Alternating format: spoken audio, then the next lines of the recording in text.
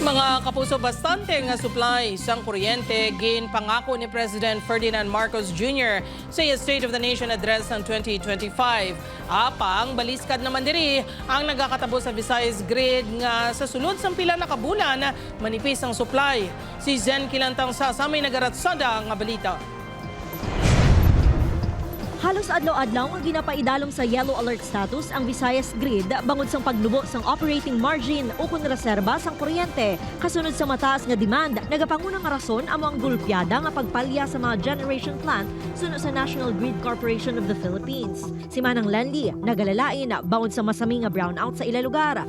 Kung gulpi mag-brownout, diba, kung magandar dayon, grabe ang kaon sang kuryente. Amon ang ginapatay ko ang ay tama kada ko ang amon nga nga bill. Duga nga pala sa anon para sa mga nagakonsumo sang kuryente sa tion nga magsaka ang generation charges. Magluwas sa residential consumers, apektado man sa manipis nga supply sang kuryente ang mga negosyo kag industriya sa Western Visayas. Kapareho na lang sang ini nga cold storage facility. Kung mag-brand out, mapandar naman kami sa generator na monte.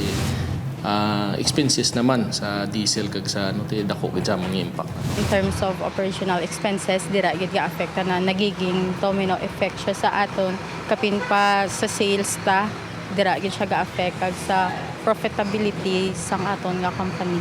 Sunod sa NGCP, kinahanglan nga makabalik online ang mga planta. We really need all these capacities online, no, para at least it can really support, no, ang aton growth kag ang projected growth pa. Nagalaom naman ang mga konsumidor nga mangin normal na ang supply sang kuryente kag hatagan ini prioridad sang gobyerno. Ini nga topiko ang bantayan sang pumuluyo sa State of the Nation Address ni President Ferdinand Marcos Jr. sa July 27. Ang presidente nga mabuligan niya man nga munang kulang nga supply sang kuryente. Basi kabay pa nga maano lang na ni president sa iya nga zona. Ginpahayag ni PBBM sa iya zona sang tinalikdan nga tuig nga target sini nga makompleto ang 200 ka bago nga power plant sa pungsod sa tuig 2028. Ginalantaw sini nga mangin bastante ang supply sang kuryente sa 4 ka milyon nga households, 2,000 factories kag 7,000 nga mga negosyo sa Pilipinas. Target man sang gobyerno nga mapataas pa ang share sang renewable energy sa pungsod. Upod kay Cirilo Randuque, Zen Kilantang Sasa, ang naga Ratsada!